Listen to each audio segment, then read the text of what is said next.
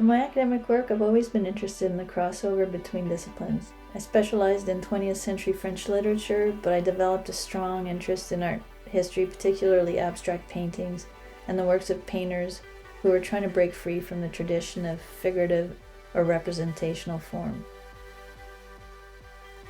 I was interested in these artists because of the parallels that could be drawn between their practice and objectives, and that of a number of post-World War French writers that I was working on. My interest in abstraction led me to explore a range of painters that included Piet Mondrian and Vladimir Malevich in the pre-war period. Then after the war, American abstract expressionist painters. I later also developed an interest in the works of Robert Ryman and Gerhard Richter. In the case of Richter, I was fascinated by the back and forth movement of his work, which came and went from photorealism to abstraction, and the monumental size of some of his canvases to explore painting's relationship to photography. Literature in most of the works I'd been working on was a kind of intellectual practice that I enjoyed for what it had to offer, but that I didn't relate to emotionally or experientially. And so working with Angela opened up a different way of approaching literature, and I'd say that it's something that's far more intuitive and continues to inform the way I approach what I paint. She presented literature as a way to engage life, to connect intensely with it. From the perspective I gained from her classes, literature was seen to provide a way to gain new insight into life. Insight that allowed certain truths to break through about life in general, or even one's own life. I'm not sure when Angela and I figured out that we had both been painting, but it was interesting not only to see that we had, but to see that we had both been painting animals. Angela had worked on animals in her academic research. I had not, and there was no intellectual project to motivate my paintings on animals. It was more a childlike instinct or response for me, in that I've always loved animals and found solace in my relationships with them, especially with dogs. Anytime we went on a road trip, if we drove by a field, I'd stop, get out of the car, and take as many pictures up close as I could. And cows are great because they're curious, and if you stop by a fence, they come and they look at you. So over time, I got some great close-ups of cows. I like the idea of giving small animal life to which we don't pay any attention a space that imposes it on us, that forces us to focus on it through its play with scale. Bugs and insects are new for me, and I'd say unexpected. Within the series of animals that I've painted recently, there's one that is based on a text by French author Marguerite Duras, in which she describes her experience of watching a fly dying on the floor of her house. It's a fairly moving text, and it led me to paint a series of paintings of a fly, a blue fly. The fly was intended as a one-off, and then the box elders came about in response to what Angela had been doing.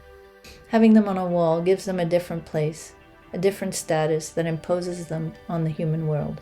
It sets things up for all sorts of interesting reactions, and to me, it's great to have opportunities like this, and to open up that space that's a little bit unusual, and to use colors and forms in ways that work to make these images appealing to certain people's sensibility in whatever ways I can, to try to bring some form of aesthetic draw to aspects of the animal world that are on principle perceived as unattractive, insignificant, or altogether repulsive. I see myself as very controlled and precise at the moment, and in the future, I'd like to work on easing up on the control and moving in a direction that is freer, using broader, looser strokes. So far, I've worked on fairly small formats, maybe not with the cows, in that I started out with very small cows and then progressively moved to bigger canvases. But I've never gone beyond a certain scale. My recent work on the birds has been fairly tight and precise, and the close-ups I did were for me interesting because I experienced them as a move towards loosening up, even though they are also very controlled. So I see the scale in the close-up series of the butcher bird as opening the way to a looser practice. Now what interested me in this particular series was to reference photography. There's definitely a play on photography and its zooming effect. The same is true of the Maple Box Elder Bug series. When I'm giving form to animals on a canvas, there's always a magic moment for me. The eyes. It sounds a bit trite, but it's true. Painting the eyes is like turning on a light, whereby the inanimate form becomes a being.